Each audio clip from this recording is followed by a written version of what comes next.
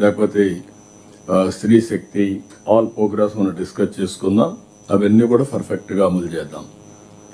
రెండవది, first time చరిత్రలో విద్యుత్ రంగంలో ట్రూ డౌన్, ఒకప్పుడు ట్రూ అప్ ఛార్జెస్ వేశారు. ఇప్పుడు ఫస్ట్ టైం ట్రూ డౌన్ ఛార్జెస్ని ఇంట్రడ్యూస్ చేసి ఏదైతే ముందేసిన ఛార్జీలు కూడా 4,600 కోట్ల రూపాయలు విత్డ్రా చేసుకొని ఆ బెనిఫిట్ కన్జ్యూమర్స్కి ఇచ్చాం. ఇంకొక పక్కన మీరు ఆలోచిస్తే ₹5.19 ఉండే కరెంటు ఛార్జీల్ని ఆవరేజ్ యూనిట్ ప్రొక్యూర్మెంట్ కాస్ట్ 39 తగ్గిస్తున్నాం. దగ్గర ₹4.80 తీసుకొస్తున్నాం. ఈ ఇయర్ దాన్ని ₹4.60 తీసుకురావాలని. అంటే ₹5.19 ఉండేది 3 ఏళ్లలో ₹4.60 వస్తుంది. అల్టిమేట్గా ₹4 వరకు తీసుకురావాలనేది మన ఆలోచన. ఇందులో మీరందరూ గుర్తుపెట్టుకోవాల్సిన కుసుమ్ కింద 3 లక్షల పంప్ సెట్స్ ఇస్తున్నాం. 6 లక్షల సోలార్ రూఫ్ టాప్ ఒక టార్గెట్ పెట్టుకున్నాం. ఇంకా ఎక్కువ చేయగలిగితే విల్ వెరీ హ్యాపీ. ఇవన్నీ కూడా ఎక్కడికక్కడ కలెక్టర్స్ గుర్తుపెట్టుకోవాలి. Every substation as a unit.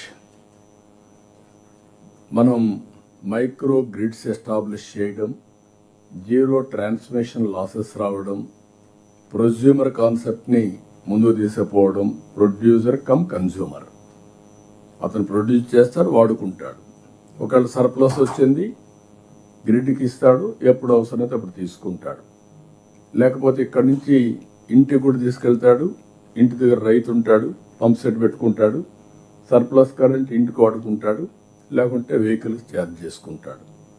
ఈ విధంగా ఈ కాన్సెప్ట్ని మీరు లాజికల్గా తీసుకెళ్ళి మైక్రో గ్రిడ్ని స్ట్రెంగ్తన్ చేసి ప్రజలపైన భారం తగ్గించడం, సమర్థవంతంగా చేయడం, అల్టిమేట్గా green energy, green hydrogen, green ammonia, it is for exports. That is the ultimate change.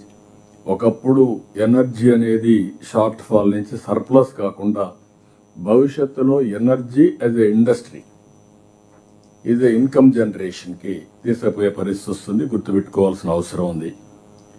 మూడవది, 5 లక్షల మీరు గుర్తుపెట్టుకోవాలి. 1 ఫ్యామిలీ 1 ఆంటర్ప్రెన్యూర్ కాన్సెప్ట్ ఇచ్చాం.